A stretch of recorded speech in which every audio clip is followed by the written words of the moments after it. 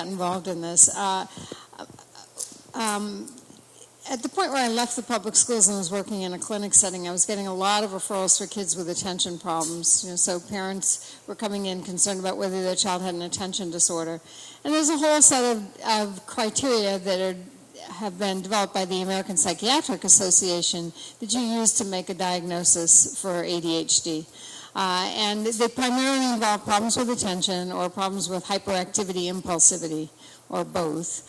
And as I was working with those kids and getting more experience with what they were struggling with, I realized that the kids with ADHD didn't just have problems with attention or hyperactivity or impulsivity. There were a whole other set of skills they were struggling with, like planning and organization and time management and those kinds of things. And so as I was sort of coming to that realization, I was talking to my colleague, Dr. Guare, about them, and Dick and I both did our doctorates at the University of Virginia at different times, but he went on to do a postdoc in neuropsychology at Children's Hospital in Boston. And so as I was describing all these issues, he said, well, those are executive skills. Well, this was like the late 80s, early 90s, and that term was not commonly used by just about anybody apart from the occasional neuropsychologist. So he and I decided we really wanted to understand them better, these skills better. What are they? Where do they develop in the brain? How do they develop in the brain? How do they impact school performance? And most importantly, how can we help kids with executive skill challenges? And over the years of working with these skills, although I started by working with kids with attention disorders, it's become apparent to me that kids with any kind of learning challenge struggle with executive skills. But on top of that, there are perfectly successful learners out there who also struggle with executive skills. And in fact, in the work we've done with adults, we've realized that just about all of us have a profile of strengths as well as weaknesses. And the more we understand about our own executive skill strengths and weaknesses, then that may help us understand either how to help our kid or how to maybe be a little more patient with them, because sometimes that's what's required. And in fact, at the same time that I was working with all this material professionally, I was raising two kids of my own. I have two sons who are now in their mid-30s. And my older son at the age of 14 was diagnosed with an attention disorder. So I actually feel like I've learned a lot about executive skills, as much from my experience as a mom as from my experience as a psychologist. And the nice thing about being the mom of one of these kids is you get the longitudinal perspective. You get to see what they look like when they grow up. And I have to tell you, because some of you may be at this at a different point in the journey than I am obviously now, most of these kids turn out fine. And so the message I try to give parents whenever I can is most of these kids turn out okay. They may struggle. There's some value to struggling. Kids learn something from struggling. And particularly if you can use some of the strategies which I'll mention tonight but we have described in more detail in my books, we can help these kids be very successful. And so I'm bringing you a message of hope, I think, from someone who's sort of gone through that dark tunnel of what these kids look like when they're teenagers and come out the other side. Okay, so let me first of all just give you the sort of nutshell description of executive skills and what they are. They are brain-based skills. Okay, they're managed out of the frontal lobes of the brain, which is the part of the brain right behind the forehead.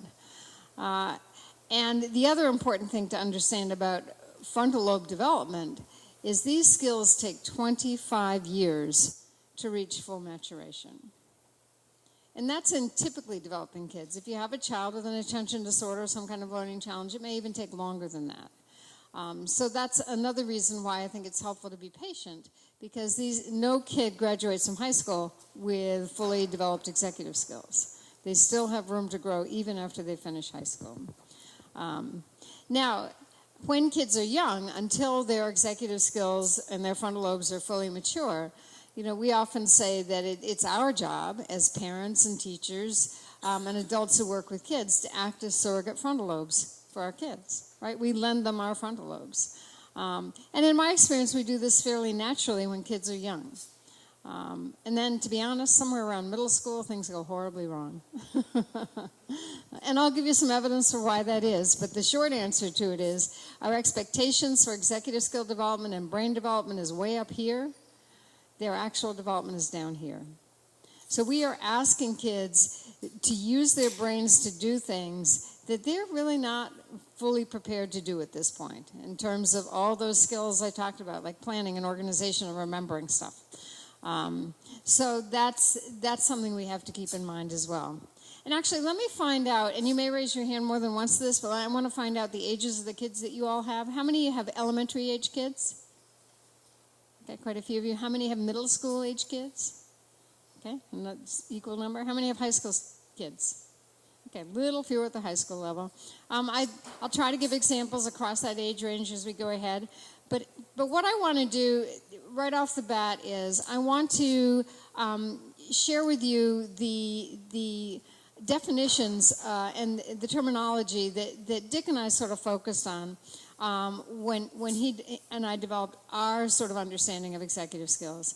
Because every neuroscientist, neuropsychologist, or creator of behavior checklists out there tends to use different terms. They tend to cluster skills differently. They tend to define them differently.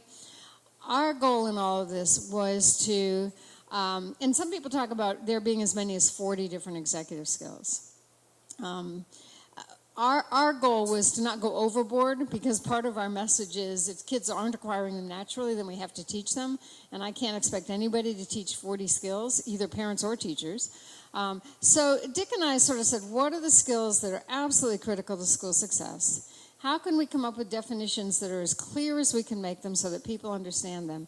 And where the actual definition helps you to begin to start thinking about, so if a kid has trouble with this, what can we do about it? So I'm going to go through the 11 skills one at a time fairly quickly, but where I can or where I think it's really important, I will give you sort of a sense of here's what we focus on for an intervention if a kid has trouble with that, just to give you something to think about. And then I'll talk about broad intervention strategies. I probably won't get through my whole PowerPoint because I do want to leave time for questions and answers. But what you see on this first page, if you have a pencil and paper, you may want to write it down, is my email address. It's dawson.peg@gmail.com. If you email me, I'll send you the whole PowerPoint. So then you can review it on your own afterwards. And if I don't get through all of it, you'll be able to see some of the strategies I've listed at the end of the PowerPoint. Okay, so let me get started. The order in which I'm going to talk about them, these skills, are the order in which we think they sort of emerge developmentally, starting from shortly after birth. And I'll give you some sense of that as well. Some of the definitions actually we revised, because I've pulled this from, we created a PowerPoint for teenagers, which I've used with high school students to help them understand executive skills. And so some of our definitions we revised to sort of fit sort of how teenagers might think about themselves. And this response inhibition is one of them. It's basically impulse control. Okay, so it's being able to control your impulses so you can think before you act. Resist, and in teenagers in particular, this is important, resist peer pressure and make good choices, like choosing to study rather than be on social media. So you can see this is a hugely important skill. You see the first signs of it in infants. You can see the first signs of response inhibition in a 6-month-old. It's very rudimentary at that point. You know, what a 6-month-old has available to it is respond, don't respond. But as kids age and as they acquire language, obviously response inhibition changes. And the better kids' language is they can use that language to help, they can talk to themselves to help support impulse control. And actually, the way we teach this skills, especially with young kids, is we teach stop and wait. If you can get a kid to stop, if you can get a kid to wait, then that's basically impulse control. You can make games out of that. In fact, there are a lot of childhood games that are designed to teach impulse control. Right, Simon Says, right?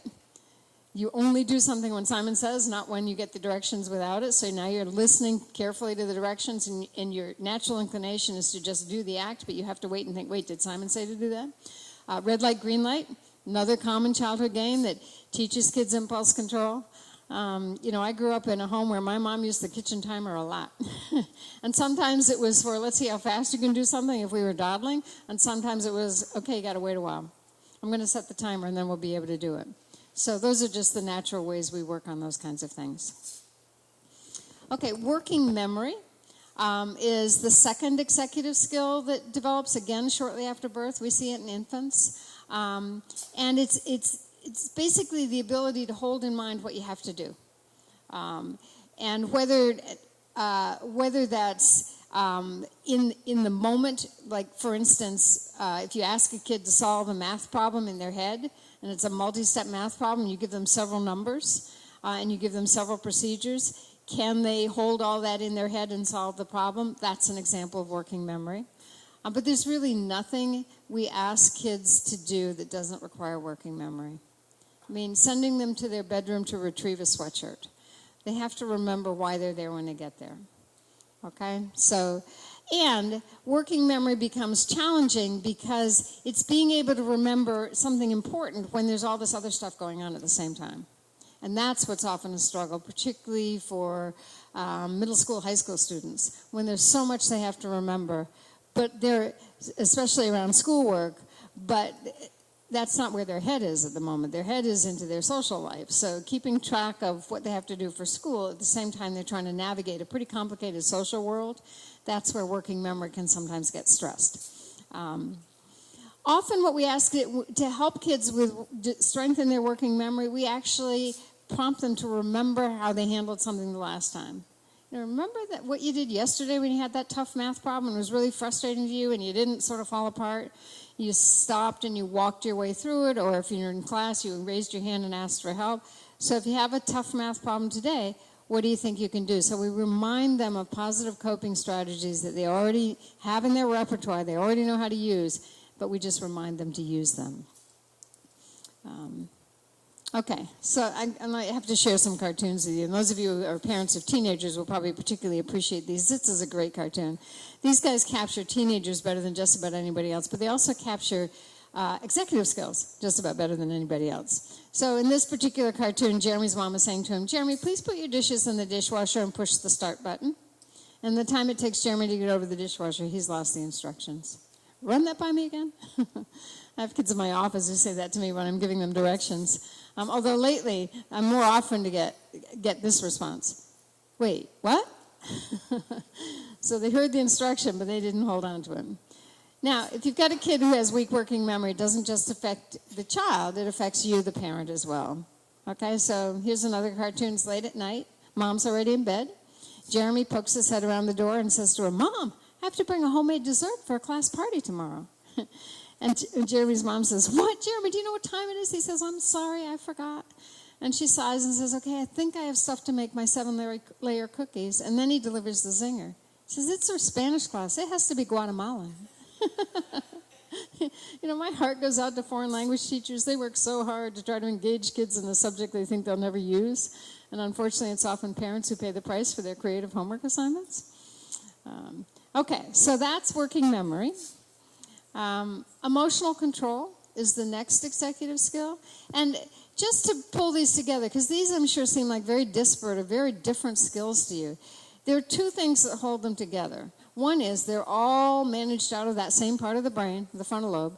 But the other thing that holds them together is actually the explanation for why we call them executive skills.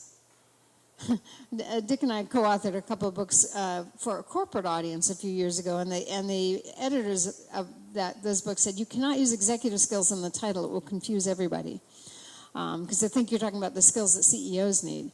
So that got me thinking, well, why do we call them executive skills anyway? Because these are all skills that are required to execute tasks. Okay, so that's what hangs these all together. That's what emotional control has to do with working memory or anything else. Okay, so being able to manage your emotions when you're confronted with a task so that you can actually focus on the task and carry it out. This, too, the first year of life is really critical for this particular skill. And kids who grow up in some environments do better at developing emotional control than kids who grow up in other environments. Because although the brain is hardwired for all these skills to develop, emotional control in particular is very sensitive to the environment in which an infant finds itself. You know, so an infant who lives in a family where there's a consistent, reliable caregiver who responds to his or her physical and emotional needs in an appropriate and timely fashion, that child's going to have a better time developing emotional control than a child who doesn't have that consistent, reliable caregiver. But there's an additional ingredient that's really critical, and that is that caregiver ideally is able to manage their own emotions well. Because kids learn to manage their emotions by watching how people around them manage their emotions. And there's some research to show that kids who grow up, for instance, in families where parents fight, not only have trouble regulating their own emotions, they may even have trouble recognizing emotions. So this is a pretty critical piece. And actually, you know, when I think about emotional control, I think about kids with learning challenges. And in some ways, kids with any kind of learning challenge almost has to have better emotional control than a kid who's not struggling at all in school. Because no matter how well taught those kids are, they're going to experience more failure going through school. And they have to have some way of managing the emotions associated with that failure, right? Shame, embarrassment, humiliation, anger, irritation, frustration, all of those things. Those kids could experience that every day at school. And so one of the things the strategies we work on for emotional control is we teach kids to talk to themselves. What could you say to yourself to keep that anger in check or stick with that task long enough to get it done? And there's some good research to show why that works, because when people talk to themselves, and it's not just kids, but it's a good strategy for everybody, in emotionally charged situations, if you talk to yourself to talk your way through it, when we do brain imaging studies, we find that reduces activity in the amygdala, which is the fight or flight part of the brain, and increases activity in the frontal lobes. So that enables your emotional control to take over. Okay. Now, sustained attention is this definition, the capacity to maintain attention to a situation or task. There's a key phrase in this definition, and it's what comes next. In spite of distractibility, fatigue, or boredom. I see kids who are, you know, parents sitting in my office, and they're maybe nudged in by teachers or by their pediatrician because someone thinks their kid is having some attention problems. They may say to me, my kid can't have ADD or ADHD. He can play video games for hours. Well, here's the problem with that. Video games don't involve distractibility, fatigue, or boredom, right? Those are fun things to do. So when do attention problems show up with kids? They show up in the context of things like, well, what I tell parents is it's not that kids with ADD can't pay attention, it's that they have trouble making themselves pay attention. So, and when do you have to make yourself pay attention?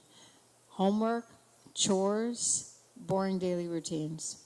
So that's where you're likely to see the attention problems in kids. And, you know, everybody would rather not do homework and chores. The problem with kids with ADHD is they have a harder time making themselves do those things than kids without ADHD. Task initiation. This is being able to begin a task promptly.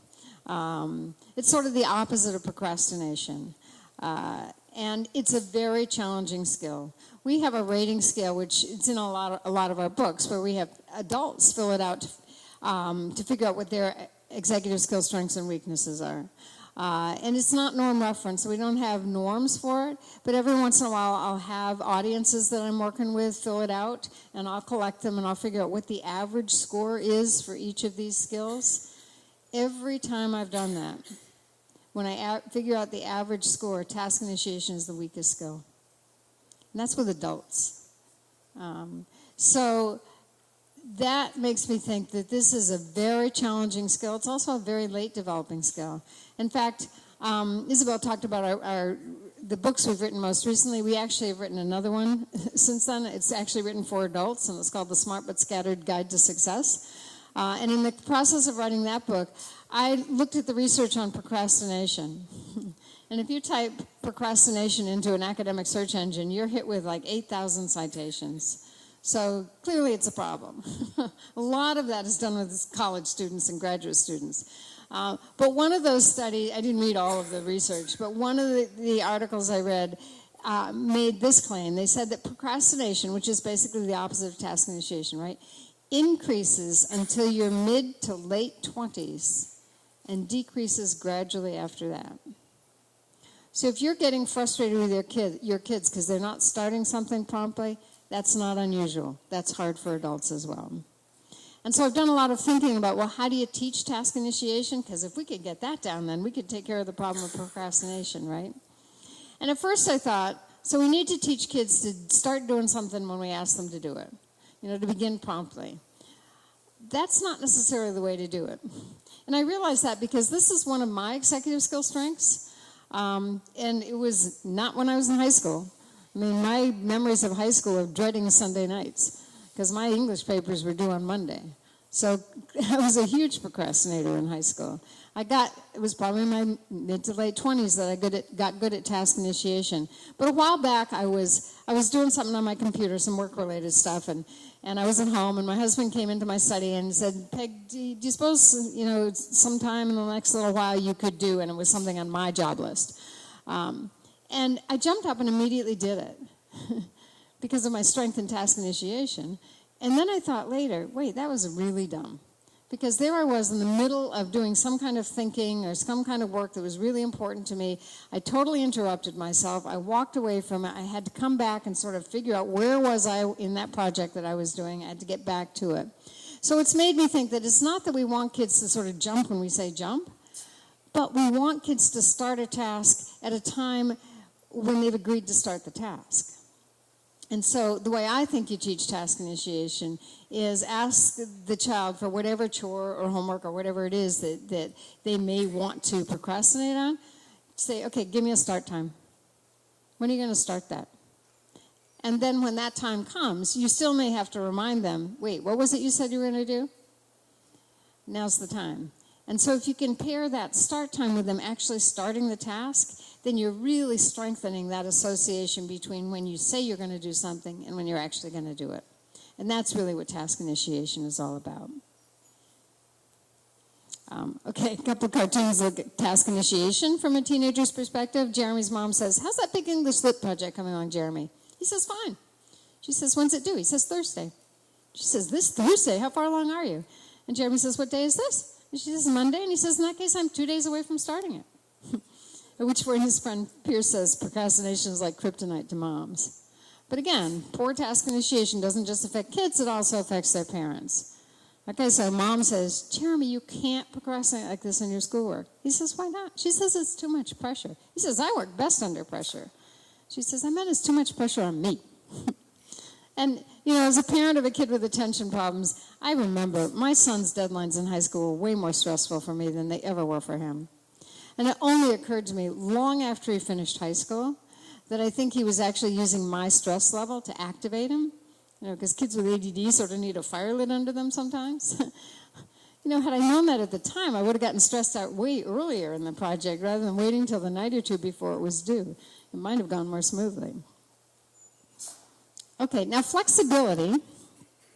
This is the ability to sort of go with the flow, to adjust to unexpected changes in plans or events. Sometimes it means being able to come up with more than one solution to a problem. I mentioned that I got interested in executive skills from working with kids with ADHD, and they have all kinds of executive skill problems. Flexibility is not necessarily one of their problems. It's often a strength, because whatever's happening right here and right now is fine with them, and they make easy adjustments. But there are kids who struggle with flexibility. Sometimes they end up with an educational handicap, and sometimes they don't. Some kids are just inflexible. They don't have learning problems or other things, but they are just inflexible. And that can put families in turmoil. When they get up in the morning and what they want for breakfast isn't available, and then there's a meltdown.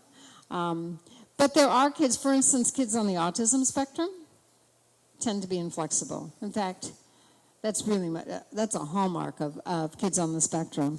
A lot of kids who are anxious are inflexible. And if you think about it, if you're inflexible, so you have trouble dealing with the unexpected, that could happen every day of the week. And when that happens to you, what happens? Your anxiety level rises. And some kids that we think of as being oppositional or defiant, those kids may be inflexible as well. I mean, when I think of those kids, I think of power struggles and control issues, and they're refusing to do what we've asked. But if you step back and you say, what was the trigger? What led that child to refuse to do what we've asked? Very often it was because someone was asking the child to be more flexible than he was capable of being. There are some good strategies for teaching flexibility, and I can recommend a couple of books. I'll just throw one out if you want to write it down if this is your kid.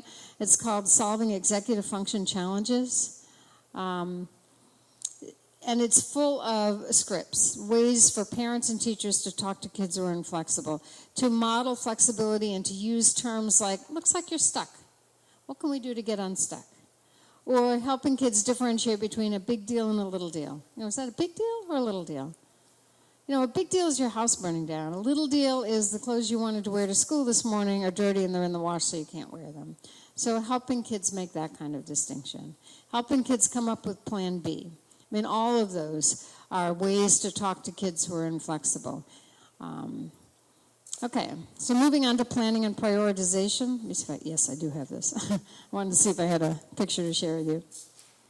These are two connected but somewhat distinct skills.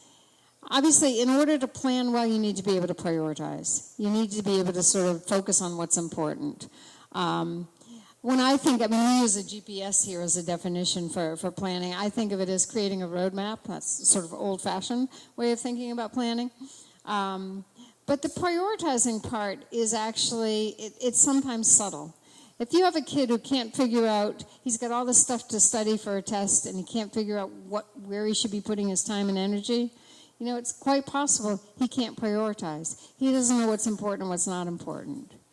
Same with kids who have trouble taking notes in lecture classes. You know, in fact, I had a 15-year-old say to me, I have the worst time with that. The teacher is talking on and on. I try to write down everything she's saying because I don't know what's important and what's not important. And so that's a problem with prioritizing. This is a late developing skill. I mean, you can see signs of planning, like in a preschooler. You know, a preschooler puts a multi-piece puzzle together by starting with the edge pieces. That would be a sign of planning. Or a 7 or 8-year-old who's pretty committed to saving up money for something he wants to buy. You know, that's a good sign of planning. But when I think of planning in a school context, I think of long-term projects. And that kind of planning develops much later. In fact, I don't think we should be expecting kids much below the 5th grade to do any planning. And I've been talking to like 5th, 6th, 7th, 8th grade teachers recently, and they've been telling me they can't do that planning on their own. They need to be walked through the planning process. And most teachers are good at that now, so when they assign a long-term project, they break it down into subtasks and timelines and interim deadlines, which I think is the way to go. I think they could explicitly teach planning so that they say kids, okay, the first step in our long-term project is create a plan. Here's what we do to create a plan. And they model it and they walk the kids through that several times, and then they might be able to, you know, then assign a long-term project and say, okay, step 1, give me your plan. But typically, as I say, it's a late developing skill, and I think often it's parents who sort of feel the frustration as a result of that when teachers are expecting kids to do planning before they're ready to do that. I'm going to show you a picture of a photograph that someone found on Facebook and passed it along to me that really illustrates this nicely. And I don't know whether you may have seen it. It's become fairly popular now. It's a science project. Okay, you know, the old traditional science project. But the topic of the science project is how much turmoil does the science project cause families? And it's set up the way a typical science project is. So on the left-hand side, you have this list of materials. And it says at least one kid, at least one grudging parent, half-baked ideas of very dubious merit, and procrastination. And then in the middle, we have the results section. So we have this nice graph showing yelling and crying on one axis and the due date time on the other axis. And the closer to the due date, the more yelling and crying is going on. We've got some really nice quantitative results. You know, 75% of kids cry, 90% of parents yell, an average of 15 hours of family time is sacrificed. So what are the findings for this project? Everyone hates the science fair. I mean, I get a good laugh from teachers out of this, but parents often really identify with this. And in fact, I found out about who created this. It was a mom. She created this to make a point. She wrote a blog post that got picked up by Huffington Post, and she found out I was using this picture in my workshops, and so she sent me a link to the blog post, so I read it. And she was making the same point I was. She said, science projects are great. They should be done at school. It's really not fair to put parents through this, especially in elementary school, especially in the early stages of learning how to do this kind of planning. Okay, moving on to organization. My definition here has a key word in it, the ability to create and maintain systems to keep track of information or materials. Now, when I ask people what the key word is, people have different ideas, but I would tell you this is my weakest skill, and I will tell you what the key word in this definition is. It's maintain. Sometimes people say, well, create. Now, I am great at creating systems of organization. Every 4 weeks I have to come up with another system for keeping my study clean because the last one didn't work. It's the maintenance part. And if you have ever tried to turn a disorganized kid into an organized kid, you know this is a long-term, labor-intensive process. It's not just a question of coming up with the perfect system and handing it off to the kid and telling him to run with it, because he won't run with it. And it's not even a question, because this would be better, of sitting down with the kid and say, okay, we got to come up with a system for this. And together design that system, because everybody's organizational system is a little different. But even if you do that with a kid, if he's not there yet, he's not going to maintain it, because maintenance is hard if you are not naturally an organized person. In fact, I guess that's another point I want to make about this, and you may want to think about yourselves in this context. This may be true of all executive skills, but I particularly think about it with organization and with the next one, time management. If you are naturally good at either one of these skills, it is really hard for you to understand people who are naturally bad at it. And I'm speaking from experience. My husband is very organized, and I'm not. And he just rolls his eyes. I'll get out stuff to make lunch just for myself, not for him. And then I leave stuff all over the counter. He comes by and says, Peg, we've got this phrase in our house, would it kill you? We both travel a lot. When we come, I'm always astonished. We get home from a trip. What does he do? He opens his suitcase and he puts everything away, right away. I cannot do that. I'm likely to carry my suitcase into the middle of the living room and leave it there. There are only 2 of us living at home now, so it's only us. But he's gotten so annoyed with that here's my compromise. My living room is set up so I have about 3 feet between the back of the sofa and the wall. So I take my suitcase and I put it behind the sofa, so it's out of view. And there it sits, quite possibly until the next trip. On the other hand, I am great at time management, and he's terrible about that. So actually, I often joke, we've been married almost 44 years. I said, what have we fought about over the 44 years of our marriage? Him being late. Why have we fought? Because I'm low in emotional control. So once you start thinking about executive skills, you can find that it explains a lot. In terms of tension points in relationships, or both in turn between husband and wife, because opposites attract, but also between parents and kids. So it's really helpful to understand what these skills are about. Okay, so let's go on to goal-directed persistence. Now, this is a complex term, and it's very different from having a goal. You can find a preschooler with a goal, like he wants to be a fireman when he grows up. But to have goal-directed persistence, there's actually a bunch of other executive skills embedded in this. Because first of all, you have to set a goal, but you can't just make this goal and drop it or forget it. You have to keep it in mind. So there's working memory. You have to keep that goal in your head. You have to come up with a plan to achieve that goal. So there's the planning piece. You actually have to start the plan. So there's task initiation. You have to stick with the plan long enough to carry it out. There's sustained attention. And on top of that, you have to sort of not be led astray by all those fun things you'd rather be doing rather than carrying out that plan to achieve that long-term goal. So there's response inhibition. So all of those are at play. I have parents of 8th graders who sit in my office and say, doesn't my kid realize that how he's doing in school now is going to affect what college he gets into in 4 years? No. Because that switch hasn't been turned on yet. It's the rare 8th grader who's able to project that far into the future. They really don't have that time horizon. Throughout high school, it accumulates. Again, it's a later developing skill with kids with ADHD. My son's attention problems were probably in the mild to moderate range, but it didn't kick in with him until late junior, early senior year in high school. And it was only then where I felt like, okay, I can let off a bit and not have to nag him or remind him or help him keep track of things. Then he was doing it on his own because the goal-directed persistence kicked in. So it's a late developing skill. Now, it's also, when I'm working with middle school and high school kids, I'm putting a lot of my emphasis on that. If I can get goal-directed persistence into these kids, then they can use that skill to sort of overcome some of their weak skills. You know, maybe they're lousy at task initiation, but if the goal matters to them, they'll start it. Or they may be lousy at sustained attention, but if the goal's important, they will stick with the task long enough to get it done. But here's the mistake I see parents and teachers making, and I made it myself. When we focus on goal-directed persistence, as parents and teachers, we box ourselves in. We only focus on it in terms of academic performance. You know, so we're focusing on it in terms of getting good grades so that we can get into a good college. That's all we're focusing on. And if you have one of those kids for whom that's not all that important, that's going to be difficult to do.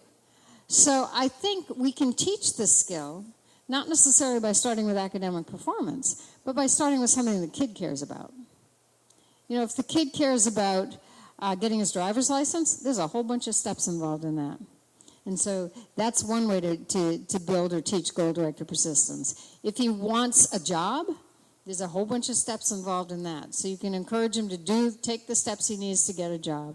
If he wants to acquire some possession that's expensive, there's a whole bunch of steps involved in that. So there are multiple different ways of teaching goal-directed persistence. And so if we only focus on academic performance, we may be wasting that opportunity. Okay, and then finally, metacognition. I like this picture because basically it's the ability to think about thinking. So it's the ability to sort of open up your brain and look at it. The way we talk with teenagers about it is your brain's life lesson machine. Okay, it allows you to reflect on past actions and behaviors and make informed decisions about how you will act in the future. So the formula is almost, what did I do plus why did I do it? And that equals what will I do the next time. So that ability to take a set of experiences, make sense out of it, and then make decisions about where you are going forward. Metacognition is also involved academically in anything that requires deeper thinking. You know, more abstract thinking. So doing deep reading comprehension, not just sort of following the superficial plot of a story, but understanding how the characters interact, what the arc of the plot is. I mean, there's so much of what we're asking kids to do now, even at a very young age, especially if you look at like the Common Core curriculum. A lot of that is asking for metacognitive skills. And actually, one of my concerns about that is, if you look at the standards for like 2nd and 3rd grade, they are asking kids to do metacognitive thinking that I don't think their brains are anywhere near ready to do. In part because, and this is the last skill to develop, and you can see maybe the first glimmers of metacognition around 5th grade. Maybe a little younger if they're reflecting on themselves, but in terms of understanding more abstract thinking that we would require in school, 5th grade is probably the earliest you're going to see that. And it develops very slowly. And in part, metacognition is dependent on a brain process called pruning. And I'm going to talk about the brain to give you a little more information about what's going on in the brain. But one of the key aspects of brain development that's critical for developing executive skills or developing a well-functioning brain is something called pruning. We are born, and I don't think I have it. No, I don't. Sometimes I have a picture of it. We are born with, the way brain cells or nerve cells communicate with each other is they create these little nodules or networks at the end of the nerve cell called synapses. And the more synapses they have, the more they then connect with more brain cells. So you see this proliferation of synapses starting from shortly after birth. In fact, they expand at a rate of about 700 new synapses per second throughout the early part of childhood. And so if you can imagine what that looks like, after a while we have too many synaptic connections. There's too much communication going on and it's not very efficient. So a couple of times during the developmental period, we sort of discard excess synaptic connections, and we call that pruning. One time is during the preschool years. There, the pruning that's taking place is primarily around sensory input. In fact, if you have a kid on the autism spectrum, there's some research that suggests that those kids don't go through that pruning at that preschool phase the way typical kids do. So they have all these excess sensory synaptic connections, which is why that whole sensory overload piece is so huge for those kids. But in terms of executive skills, it's the second pruning phase that's important, and that happens in early adolescence. And so what synaptic connections are we discarding? The ones we're not using. So think about how teenagers are spending their time.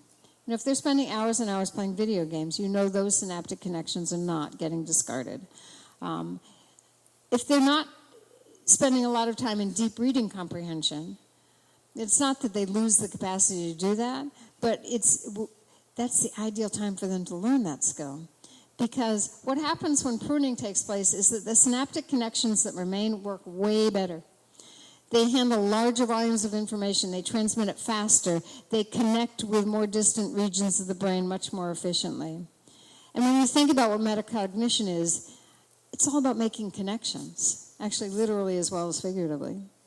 So it's being able to take something the science teacher said yesterday and apply it to something the social studies teacher said today. So it's that kind of thing. And those kinds of connections work better when we've taken out some of the excess noise in the system. Okay. So why is this all important? I want to share a cartoon with you. It may be a little outdated, but I still like it. It's called Dale's Fourth Grade Education Pays Off. And the prospective employer is saying to Dale, the job you are applying for will require you to know long division, state capitals, and cursive writing. Obviously, that's absurd. And as I say, it may be somewhat outdated. Occupational therapists say no one's teaching cursive writing anymore. But I use it because for this to be realistic, what would that employer be saying? The job you're applying for will require you to know planning, time management, goal-directed persistence, organization, all of those things. So I got into this thinking that executive skills are critical for school success. You realize pretty quickly it's not just school success that these skills are critical for, it's for life success. Running a home requires executive skills. Managing any job requires executive skills. So that's why these skills are so important. Okay, so let me tell you about one other aspect of brain functioning, and then we'll move on to, so what do we do about it? I talked about pruning, but there's another brain process called myelination. And myelin is a fatty sheath that wraps itself around nerve cells. Every time a nerve cell fires, a little more myelin builds up around the nerve cell. So in this electron microscope picture here, this dark part, that's the nerve cell. The lighter part around it is the myelin. And of course, anytime you engage in the same behavior over and over, you're firing the same nerve cells. And so each time those nerve cells fire, the myelin gets a little thicker. And it acts just like insulation on an electric cord. Okay, so the thicker the myelin, the faster the impulse travels. The faster the impulse travels, the better the skill. So that's going on, but at the same time, we still have to wait those 25 years to reach full maturation. So not only are we building up myelin, but we're also waiting for the brain to go through that developmental process. And the cartoon that reminds us of this is Pierce is saying to Jeremy, scientific studies show that the decision-making areas of the human brain aren't fully developed until the age of 25. And Jeremy says, so then we have an excuse for this. And Pierce says, factory installed. You may be able to tell they've built a skateboard ramp that goes from the second floor of that house down to the ground and back up again. They think this is perfectly fine. What could go wrong? That whole decision-making piece is not fully mature yet. And what gets in the way in particular is impulse control. Teenagers in particular, their impulse control has not reached full maturation. And so they rush in and make risky decisions that may get them in trouble. And there's some research to show that teenagers in the company of other teenagers, like this one here, are more likely to engage in risky behavior than if they're by themselves. That's why a lot of states have graduated license laws. In New Hampshire, when you get your driver's license, for the first 6 or 9 months after you get your license, you can't drive alone with a friend in the car. You can drive alone, or you can drive with an adult. You can't drive with a peer because two teenagers with each other may do risky things or may just get distracted. Okay, so I said that these skills take 25 years to reach maturation. I want to show you the scientific evidence for that, and then we'll go on and talk about. So I'm going to show you a series of, let me bring it up a little. A series of MRI scans. This is what happens when you take a picture of the brain. And I'm going to take you from age 4 to age 21, and I want you to watch how the brain changes during that time. And the key to understanding these pictures is the color. So the immature brain is red, orange, yellow. The mature brain is blue and purple. Now you can see at the age of 4, there's nothing that's purple, so there's nothing that's fully mature at that age. There are some areas of blue. They're mostly related to sensory input, like touch and vision. So from a survival perspective, you'd want those skills to come online pretty quickly. If you look right here, that's the frontal lobe. It's here as well, but I sort of like this picture better. So you can see at age 4, that frontal lobe is mostly red, orange, yellow, some green, very little blue.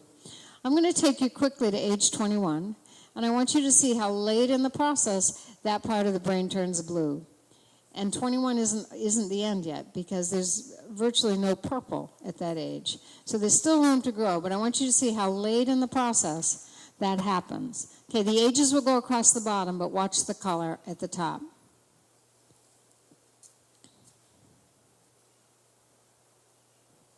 Okay, so there we are. And in fact, there is some purple, but not in the frontal lobes, right? And it says the 21-year-old brain is mostly mature, but the areas of green show that even at the threshold of legal adulthood, there is still room for increases in decision-making and emotional maturity, which will come in the next few years. Okay, so I mentioned middle school and how challenging that is. Here's my evidence. I'm going to bring you back to age 13. This is middle school. Mostly green. And there's still even some yellow, orange, red. And in fact, as I look at the blue on that middle school kid in the frontal lobes, I'm not seeing much more blue than I saw at age 4. Think of how profoundly different our expectations are of 13-year-olds and 4-year-olds in terms of what we're asking them to keep track of and remember. As soon as kids go to a school where they're changing classes and each teacher has their own set of expectations and their own set of routines and how kids hand in homework and when they hand in homework and how they keep notebooks, that's asking kids to remember a tremendous amount of information. This, to me, tells me that their brains aren't there yet. And so at a minimum, we need to avoid being overly frustrated with them because this is hard work for them. They haven't had the practice yet. And in fact, there's some research to show that, and you may have seen this, that to become a true expert at something takes about 10 years. It takes about 10,000 hours of deliberate practice to get good at something. And 10,000 hours, it takes 10 years, 6 days a week, 3 hours a day to get good at it. So if we want kids to be expert on executive skills, we're going to have to give them the opportunity to practice, and we're going to have to be willing to wait. Okay. Let me go back to the PowerPoint. Whoops. Yeah. Okay. So this is actually what executive skill weaknesses look like in students. And I've sort of divided them into 2 groups. The first group are problems with behavioral excesses, things they're doing too much of. And they're all like response inhibition or flexibility or emotional control. So acts without thinking, interrupts others, that's response inhibition. Overreacts to small problems, that's emotional control. Upset by changes in plans, that's flexibility. So those all end up looking like being impulsive or being highly emotional or falling apart when you have to deal with change. These other ones aren't as pronounced, and they're actually behavioral deficits. They tend to be things kids aren't doing enough of. So not writing down homework assignments, forgetting directions, forgetting to bring materials home, running out of steam before finishing work, forgetting homework, forgetting to pass it in. So you could label those too. There's some task initiation in there. There's some planning. There's some working memory, sustained attention. Messy notebooks, there's organization. Loses or misplaces things, there's organization as well as working memory. Can't find things in backpack, there's organization again. Having passive study methods or not even studying, that's actually a problem with metacognition. A lot of kids don't know how to study for tests because it's this huge sort of open-ended task that they don't know how to do. So those are issues. And then if you've got younger kids, that's what those more less overt executive skill weaknesses look like in younger kids. My colleague Dick's wife teaches in a K1 class, so these are sort of the red flags she looks at, with the kids she works with. Now, keep in mind that, you may look at these lists, you say, isn't this every kid's problem? And certainly it looks like that. And so, during the question and answer phase, if people want to ask questions about, well, when does this become an educational disability, or when do you sort of access special education, I'd be happy to talk about that. It's more pronounced when you're comparing one child to another kid his age, or to a group of kids his age. That's when you make those kinds of decisions. But you could have a kid, again, my son did okay in school, but he certainly didn't do as well as he could, and he had a lot of these problems. So that's just that pattern of strengths and weaknesses, exacerbated by an attention disorder. But okay, so this is part of my other message, because if we're not using these terms like task initiation or sustained attention or planning or organization, what are we calling these kids? And these are the kinds of terms we use. This was a kid I saw at the age of 6 or 7 the first time. He was one of the most hyperactive, impulsive kids I'd ever seen.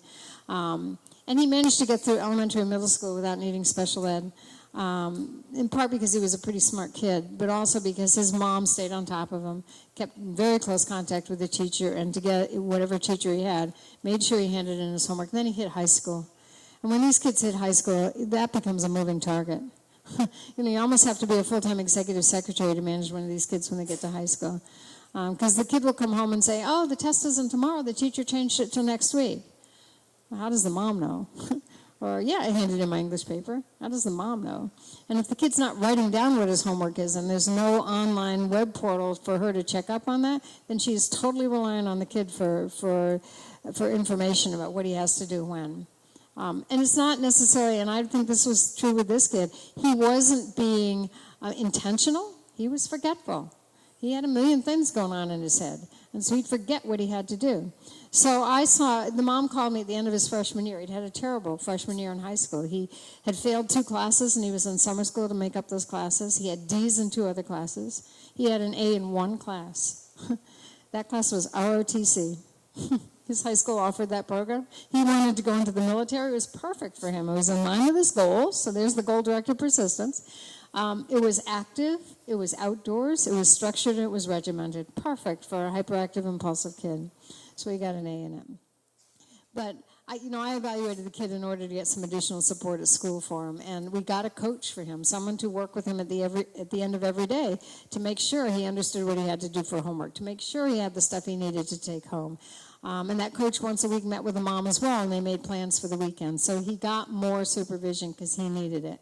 And I called him back the next year to find out how he was doing. And that year he had a much better year. 2 C's, 2 B's, and that A in ROTC again. Okay. So my problem with calling kids lazy, because that's what we end up calling them, is that sounds like a character flaw to me. And that sounds like something that everybody believes there's nothing that can be done about it. And what's the intervention for lazy? We have interventions for task initiation and sustained attention and things like that. And what I see with the word lazy is that when we call kids lazy, then it doesn't take them too long before they're calling themselves lazy. I had a 14-year-old a couple of summers ago having a terrible time in school, and his explanation, I'm lazy.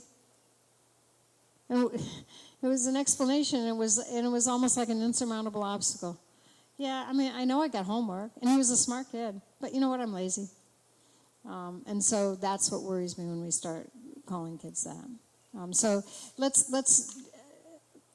switch the words. Let's start using that less punishing sort of vocabulary and start talking about the actual behaviors that kids aren't doing or are doing, rather than using these sort of general terms, which often sound quite negative. Okay, so I said earlier, until they aren't fully developed in children, parents and teachers act as surrogate frontal lobes for children. I got to keep track of the time here. There are really 3 strategies for helping kids with weak executive skills. One involves not trying to change the kid at all, but just looking at the environment and saying, how is this environment punishing this kid? And is there some way we can make the environment more supportive rather than punishing? So a kid who, I've worked with kids who, if they forget to hand in a homework assignment the next day, it's a 0. Kids with significant working memory problems may have trouble with that. So how do you make the environment a little more supportive? You figure out either some way to cue the kid so he's not likely to forget his homework, or you build in a little leeway into that. That, okay, you got an extra day to get that homework assignment. There are different ways of doing that, but that's an example of trying to change the environment to make it less punishing for kids. Alternatively, you can teach the child, whatever executive skill they're missing, you can teach them it. And the best way to teach it is in the context of something they have to do every day. You can teach executive skills by teaching them to clean their bedroom, by doing chores. And in fact, in Smart But Scattered, we have like 20 different teaching strategies, all tied to things that parents want their kids to do, all tied to different executive skills. Or you can, sometimes kids have those executive skills, but they're effortful for them to use them, so they'd rather not. So then we talk about using incentives to get kids to be willing to do the hard work of practicing those skills. And a lot of parents and some teachers as well have negative feelings about the idea of using incentives. Why should you pay a kid for something they should be doing anyway? My feeling about all of this is my goal is to get as much practice into that kid as I can. Whatever the skill I'm trying to improve, the more practice he gets, the better, because then it becomes easier and then it becomes natural and he's internalized it. If an incentive will get him to practice it, then when you drop the incentive, the skill is there. And again, people may have questions about that. I'm happy to talk about some of the complications that go along with incentives or how you might create incentives, but I'm not against figuring. I don't pay kids money, but I give them points for things. And I did that with my son, my younger son. And because when he started 7th grade, he had the worst time. He had more homework than he'd ever had. He complained about it bitterly, left it until just before bedtime. It drove me crazy. And so I finally said, okay, Isaac, you get 2 points every night. 1 point for not complaining about your homework and 1 point for getting it done before 9 o'clock. And when you get, and I forget what I came up with, 50 points, you get to buy that video game you want. I wanted it to take about 6 to 8 weeks. He fairly quickly realized how much each point was worth in terms of money. So it was somewhat artificial for me to say, I'm giving you points and not money. He did the math. But I still feel like I felt better saying, I'm not paying you for this, but, you get these points, you get them. And it actually worked. He got the video game. We took care of the complaining completely. He still lagged on his homework sometimes, but we really did make some headway with that. Ways to modify the environment. I'm just going to go over and give you a few examples of these. Changing the physical or social environment. One of my favorite examples of how to change the physical environment was told me by a mom she had an 8-year-old. She was a neat freak. She was in one of my seminars in California a couple of years ago. I was uncomfortable talking with her because the whole time I'm talking with her, I'm thinking, I do not want you to see my bedroom. You will not be happy. But her son also had a messy bedroom. And, she just thought of him as a slob. He may have been a typical 8-year-old for all I know. But the strategy she came up with for bedroom cleaning I thought was great. She said his bedroom had a pirate theme. So she went to a thrift store and bought a big treasure chest. And she put it at the foot of his bed. And when it was time for him to pick up his bedroom, everything goes to the treasure chest. So all he has to do is put everything in that big one box. And then close the lid, it's out of sight. She's happy because now the bedroom looks clean. He's happy because it was probably pretty easy to pick up his bedroom. And he could probably make a game out of tossing stuff in and see if he can get it in there.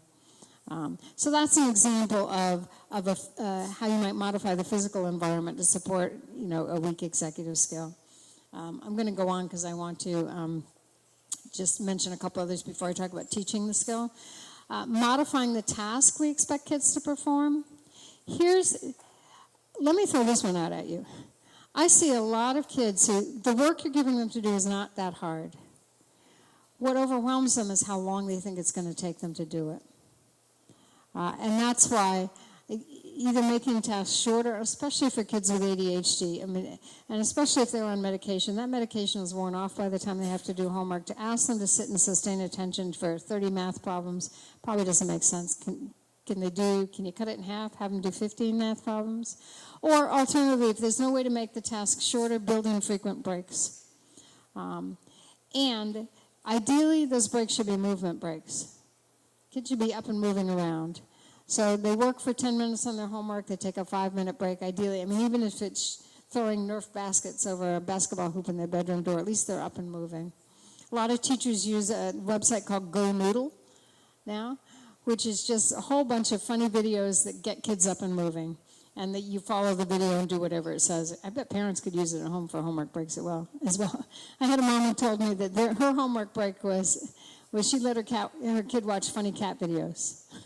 Doesn't build in movement, but it did build in fun. So, he'd work for 10 minutes, and then he'd get to watch 3 minutes of funny cat videos, which he would just, search out on YouTube. Creating a schedule, building in variety or choice, creating a checklist to walk the kid through the steps. I'm a huge believer in checklists, even if the kids don't want them, because they think it's an extra step. I'm posting that checklist and reminding kids to look at it. It has to be visual, because if it's just verbal, it's in one ear and out the other. And the visual is you can refer them to that, and you don't have to be there once they start realizing, oh, if I check the checklist, I'll know what I have to do. And then changing the way adults interact with kids. For kids who have problems with emotional control or flexibility, rehearsing with them in advance. Here's how we're going to handle it if we get to that party and there's so much going on and so much noise that we can't handle it. Here's the signal, we'll go out and take a walk. Or if that kid who always bugs you is at that birthday party, let's rehearse what you're going to say to him when he gives you a hard time. Using prompts or reminders. I think a lot of parents of middle school and high school kids get really frustrated because they keep having to remind kids of things. And it's not the reminding so much as they're thinking, I shouldn't have to remind you anymore. I'm done reminding you. You should be able to remember this on your own. Well, you know what? That may not happen. In fact, the advice I tell parents and teachers all the time is progress is measured in years and not months with these kids. If you can have that perspective, that may give you a little more patience. And I think of giving kids reminders the same way that's the parent's job. If you think of it as your job, it may be easier. In the same way that it's your job to make your kids doctor's appointments. You don't make your kid make a doctor's appointment. So I just put it in that class. That's what parents do. They do the reminders until the kid actually starts reminding themselves. It may take a while. And then you can pull the emotion out of it, because it's the emotion. It's your own emotion, and then you exacerbate your kid's emotion, and then it gets that much worse.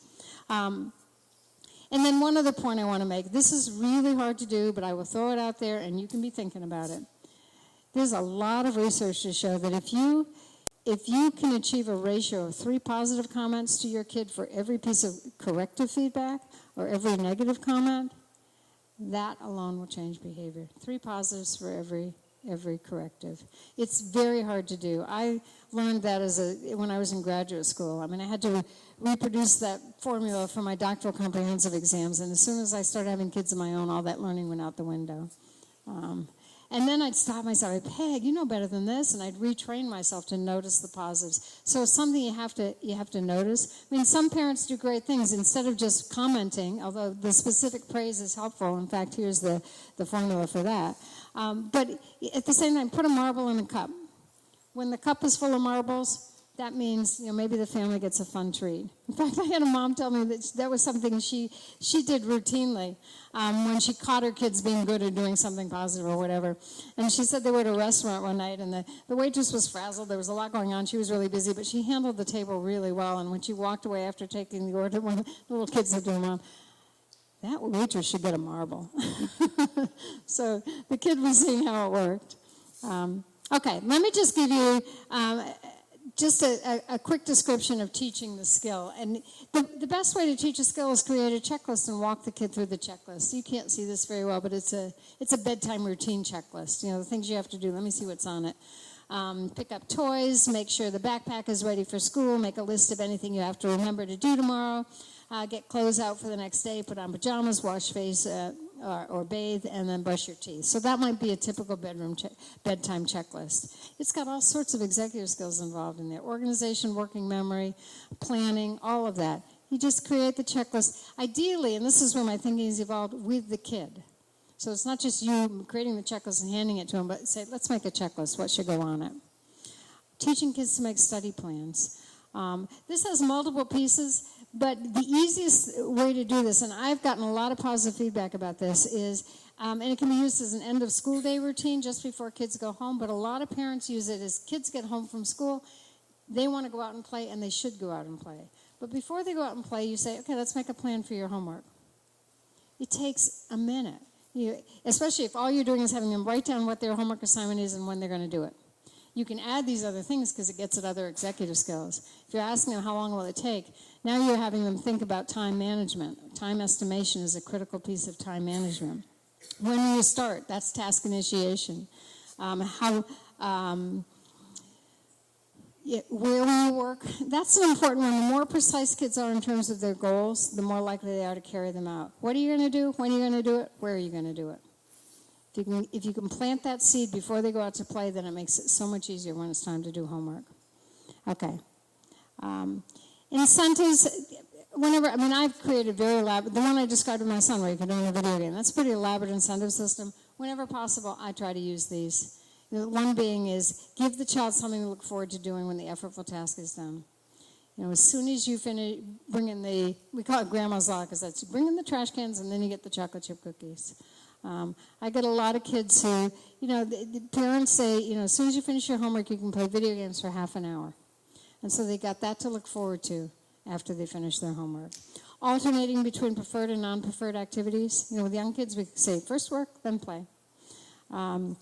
Building in frequent short breaks if we need to, and then using specific praise. Okay. I got a couple more minutes. Let me just, because I know a lot of you are parents of teenagers, and I just want to give you some sort of words of advice around teenagers. This is my favorite quote about teenagers. It's from Mark Twain. He said, as a boy of 14, my father was so ignorant I could hardly stand to have the old man around. But when I got to be 21, I was astonished at how much he had learned in 7 years. And again, if you have kids who are teenagers now and you don't have any kids who are beyond that phase, it is so wonderful when they're like 25 and 26 and say, Mom, remember that strategy? Remember that thing you talked to me about in high school? That really worked for me. You will not learn what worked until your kids are in their mid-20s. They won't even be able to put it all together, and they certainly won't want to pat you on the back at a point where they're still fighting with you. But it does make a difference. So the tips for working with teenagers: pick your battles. Don't fight about everything. Use natural or logical consequences when you can. A logical consequence to losing something is, well, I guess you have to or a natural consequence, I guess you have to save up money to buy whatever you lost. Make access to privileges contingent on performance. That's that, first do your homework, then you get to play video games for half an hour. Be willing to negotiate. And negotiate as full partners. You certainly you can set rules for what's off limits in terms of negotiations, but if you treat your kid as a full partner, Dick does negotiation with parents and teenagers a lot, or he used to, and what he found was that when kids understood that they were a full partner in that negotiation, they never asked for unreasonable stuff. They didn't ask for a Ferrari. Very often they were asking for a fairly small privilege. And if your relationship with your teenager is such that that's really difficult to do, bring in a third party. Use a therapist or a counselor to sit down with you and act as that third party negotiator. If something is non-negotiable, ask this question: what will it take for you to go along? I'm sorry, I can't allow you to do that, and here's what I would like you to do. So is there something that I could throw into the mix that would make it more palatable for you? And involving others when you can. Tutors, teachers, guidance counselors, coaches. And then build in verification. If the kid is saying, yeah, I'm going to a party, there will be adult supervision, you better check to make sure that's actually going to be the case. Okay. And then understand that everybody has to work harder. Parents, teachers, students. work on positive communication skills. I have some advice for that. And again, feel free to ask me. I want to go on to the last one. Set goals that are realistic. Sometimes the best you can do is keep your kids in the game until their frontal lobes are mature enough for them to take over. There were times when I felt like my job in high school was to keep my son's head above water while he was swimming, to keep him from drowning. It was not my job to have him win the race, but just to keep from drowning. And then for kids of all ages, these are finally what I think the key strategies are the biggest bang for the buck. Keep tasks and chores brief or build in breaks. Give your child something to look forward to when the effortful task is done. Use lists and checklists as reminders. Build in routines. Have your child help you problem solve. Using brainstorming to finding good solutions. I love this. What's your plan? That's a way, if a kid says he has some great idea about doing something or he has some excuse for something, what's your plan? Just tell me your plan. Or what strategy you're going to use. That's a way to diffuse a situation right there. Plus, it's helping the kid developing advanced executive skills. If you're asking them to come up with a plan, they're actually having to use planning. If you're asking them what strategy they're going to use, they're using metacognition. And those are the later developing skills. And then finally, keep your eye on the biggest prize, building goal-directed persistence. Model this yourself. If your child sees you persisting over time to achieve a goal, that makes a huge impression. In fact, a lot of parents are worried because they see these lazy kids, and they're afraid they're always going to be that way. They're looking at you. If you're hard, and both my kids have said that to me. They had two parents who were very hardworking, who were spending a lot of hours and took a lot of pride in their work. You never would have known that if you looked at my son's English papers when he was in high school, that whole pride thing would matter. It didn't matter in high school. It mattered hugely once he got the job he really wanted. And I, in the back of my mind, I thought, as soon as he finds his passion, I'm not going to have to worry about that. So if you're modeling all of that, they may not see it in adolescence, but it'll emerge again when they're older. Praise effort. Wow, you stuck with it. You figured it out. I can't believe how hard you worked on that. And emphasize your child's goals rather than yours. Okay, I'm going to stop there because later I've just got a few pointers for specific executive skills and some strategies. But if you ask me for my PowerPoint, you'll get that.